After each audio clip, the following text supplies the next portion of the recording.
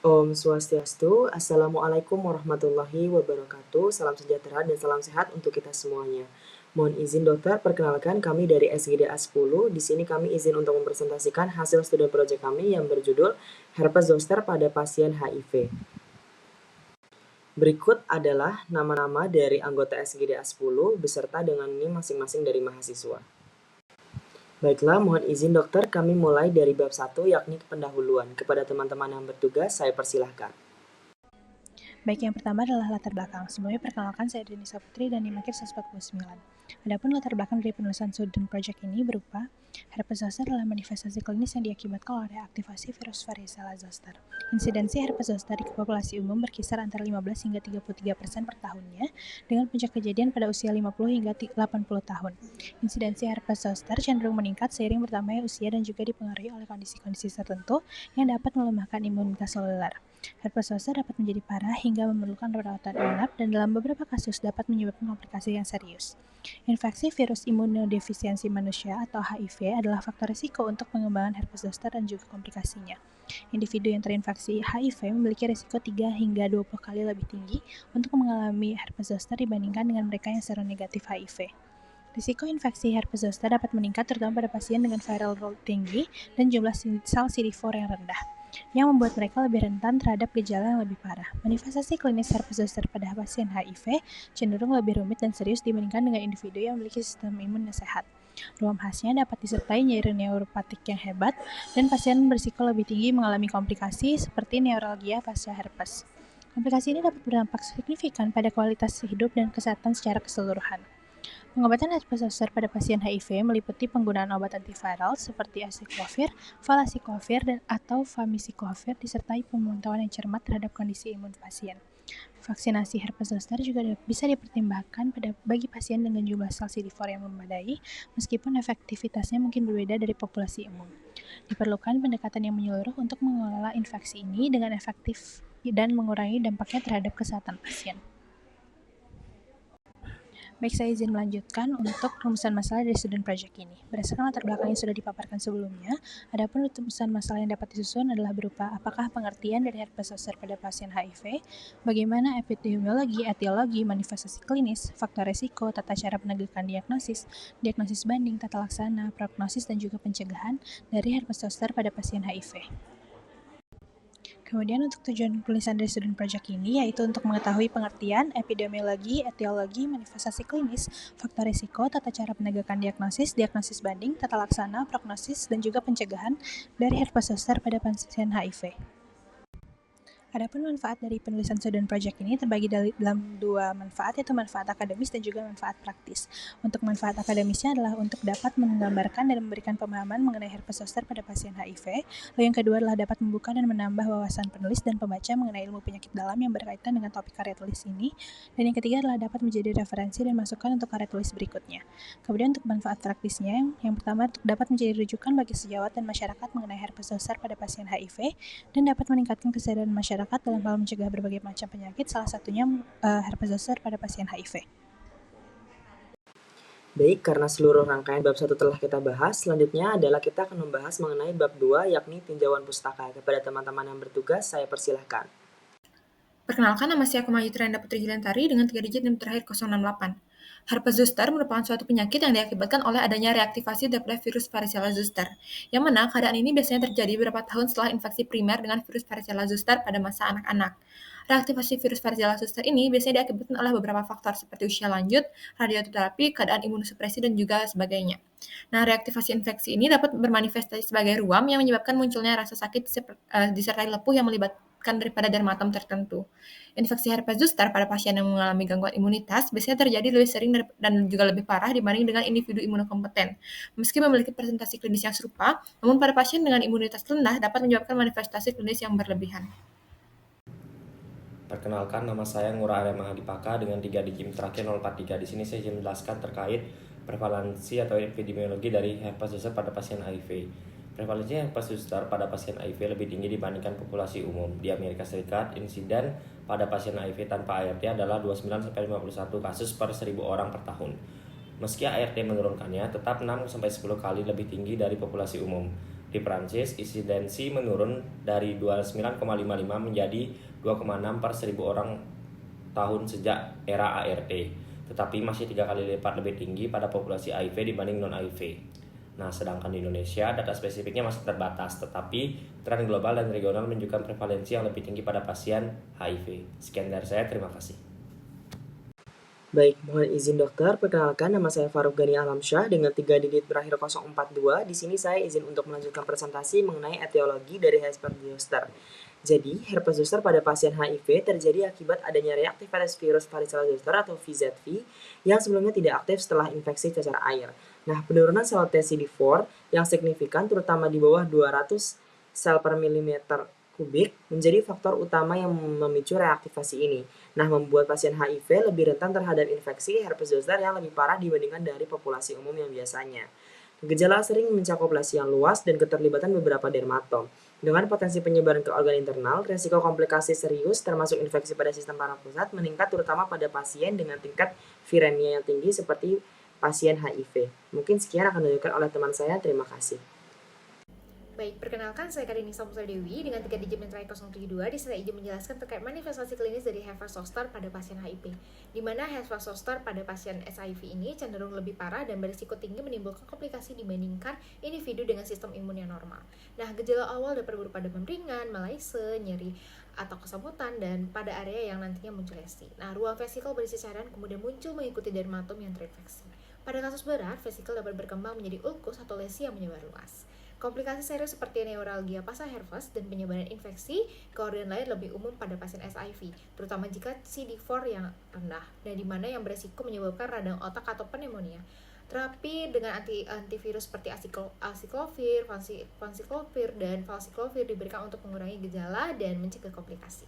Baik, saya Aditya Pramana dengan 3 digit NIM akhir 036. Di sini saya akan menjelaskan terkait dengan faktor risiko utama herpes zoster pada pasien yang HIV, memiliki HIV. Jadi yang pertama ada jumlah CD4 yang rendah. Risiko herpes zoster itu terjadi akan meningkat drastis pada pasien dengan CD4 kurang dari 200 sel. Karena sistem imun yang lemah ini tidak mampu untuk mengendalikan terjadinya reaktivasi virus varicella zoster. Kemudian juga viral load yang tinggi, yang mana pada pasien HIV dengan viral load yang tinggi yang tidak terkontrol itu akan lebih rentan terkena herpes zoster. Yang mana ini menunjukkan bahwa replikasi virus yang tinggi itu mempengaruhi risiko reaktivasi herpes zoster. Kemudian juga usia mempengaruhi bahwa insiden herpes zoster ini lebih tinggi pada usia di atas 30 tahun, yang mana ini dihubungkan dengan terjadinya penurunan fungsi imun seiring bertambahnya usia. Dan juga yang terakhir ada komorbiditas, di mana terdapat beberapa penyakit seperti diabetes mellitus, penyakit paru-paru obstruktif kronis yang terjadi pada usia tua ini dapat meningkatkan kecenderungan reaktivasi virus dan memperburuk risiko terjadinya herpes zoster. Sekian dari saya, terima kasih. Baik, perkenalkan nama saya Gede Teguh Lestari Aswandi dengan 3 digit NIM akhir 027. Izin melanjutkan, di mana di sini saya akan menjelaskan mengenai diagnosis herpes zoster pada pasien HIV. Untuk diagnosisnya sendiri tentunya dilakukan melalui yang pertama riwayat klinis dan juga gejala pasien, yang dimana pada umumnya itu akan diawali dengan adanya rasa nyeri, gatal ataupun sensasi terbakar sebelum nantinya munculnya ruam. Kemudian saat dilakukan pemeriksaan fisik itu umumnya lebih mudah diidentifikasi karena ruam yang muncul itu hanya terbatas pada satu dermatom saja, akan tetapi pada pasien HIV itu bisa juga lebih dari satu dermatom. Kemudian untuk tes laboratorium yang bisa dilakukan itu umumnya berupa tes PCR dan juga tes Zeng, yang dimana kedua tes ini menggunakan sampel lesi kulit pasien, dan umumnya tes PCR ini lebih memiliki sensitivitas yang tinggi dan dijadikan pilihan pada pasien-pasien imunokompromis. Kemudian yang terakhir untuk pemeriksaan status imun itu bisa dilakukan dengan menghitung jumlah CD4 pasien, dan apabila CD4-nya dalam kondisi yang rendah kurang dari 200 sel per milimeter kubik itu berisiko mengalami komplikasi herpes zoster. Sekian dari saya, akan dilanjutkan oleh rekan saya. Perkenalkan, saya Nyoman Alandra Mas Putra Mulia dengan NIM akhir 192, dan saya akan menjelaskan diagnosis banding dari herpes zoster pada anak. Jadi diagnosis bandingnya dapat dibedakan berdasarkan stadium sebelum erupsi dan setelah erupsi. atau stadium erupsi, dan analisis dan pemeriksaan fisik penting untuk membedakan lesi herpes zoster dengan diagnosis banding yang lain. Jadi setelah dijelaskan itu, saya akan langsung ke diagnosis banding stadium sebelum erupsi, di mana nyeri akustiker mental terlokalisasi dan sebagai nyeri yang terjadi karena hiperalgesia atau kerusakan reseptor sensorik dan biasanya bersifat kronis. Lokasi yang biasa terkena yaitu psikolateral, tendon Achilles, dan pundak. Setelah itu ke stadium erupsi, di mana pertama-tama diagnosis bandingnya adalah zoosteriform herpes simplex, di mana tampak mirip dengan herpes zoster yang bersifat dermatomal dan uji kelainan kulit berupa vesikal berkelompok dengan lokasi di mulut atau maupun di area genital. Setelah itu dermatitis kontak iritan, di mana dermatitis kontak iritan ini memiliki karakteristik bercak kemerahan, visura dan oozing, nyeri dan terdapat riwayat terpapar bahan iritan pada lokasi yang terkena. Setelah itu ada dermatitis venenata, di mana pada dermatitis venenata sebagai reaksi iritasi akibat gigitan serangga yang muncul 24 jam setelah kontak dan terdapat riwayat paparan serangga. Umumnya lesi berbentuk linear, berlangsung beberapa hari dan muncul kissing lesion. Setelah itu luka bakar. Jadi terdapat riwayat paparan terhadap panas, api, listrik, bahan kimia. Pada luka bakar dapat terjadi kemerahan, bula atau blisters, dan kerusakan jaringan kulit yang lebih dalam pada derajat ketiga. Setelah itu infeksi bakteri lokal, di mana yang terakhir, di mana infeksi bakteri lokal dapat terjadi seperti selulitis dan impetigo bullosa. Baik, sekian dari saya, terima kasih.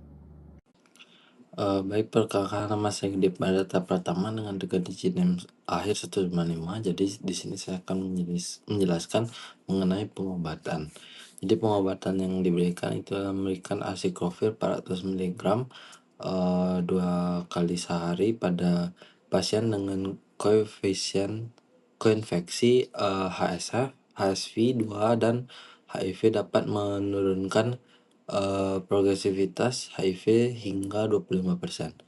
Meskipun mekanismenya belum sepenuhnya dipahami, acyclovir yang dirancang untuk HSV juga mengaruhi HIV dengan menurunkan sitokin proinflamasi dan menghambat referens transkriptase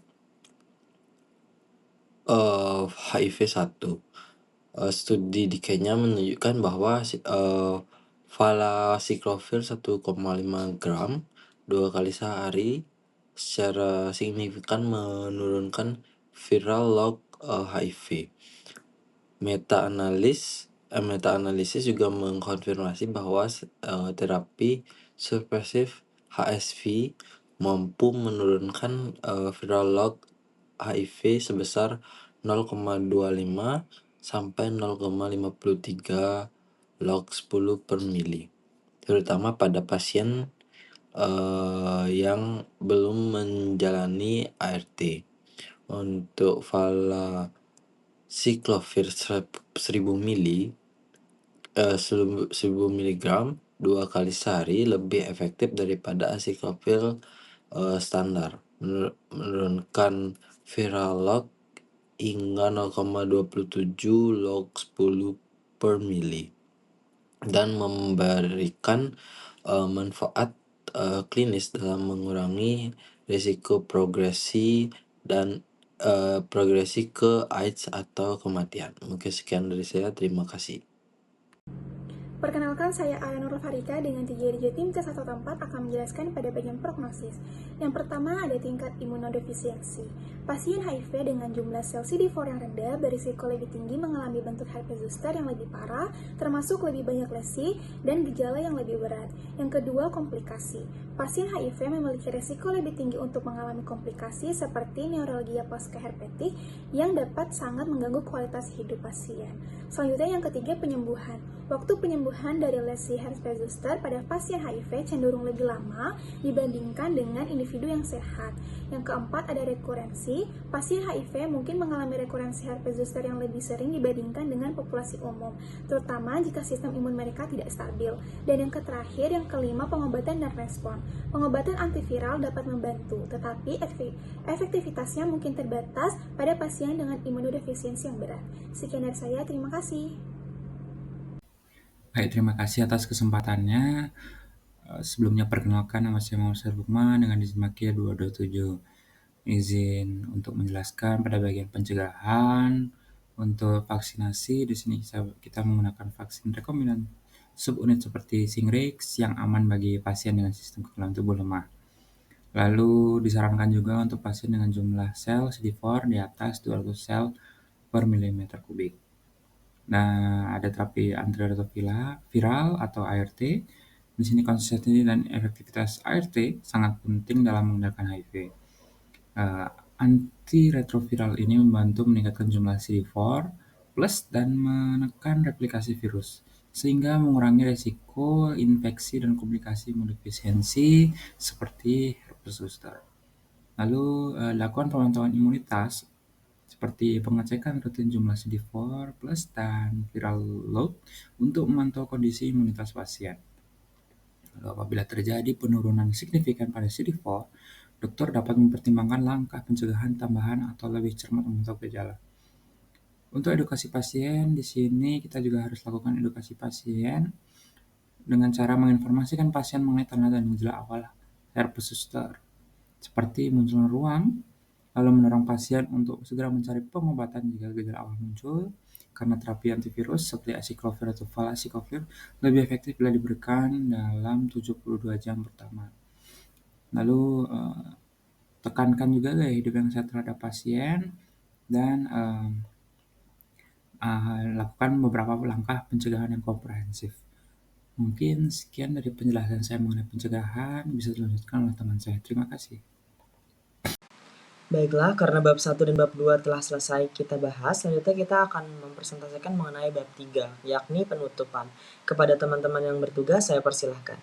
Baik, sebelumnya perkenalkan saya Nida Putri Zinjautami dengan NIM 206. Jadi untuk kesimpulan dari student project ini yaitu herpes zoster adalah kondisi yang disebabkan oleh reaktivitas virus varicella zoster, di mana biasanya setelah infeksi cacar air sebelumnya dan pada pasien HIV, reaktivitas ini lebih sering terjadi serta lebih parah akibat sistem imun terganggu, terutama pada mereka dengan jumlah sel T-CD4-nya rendah.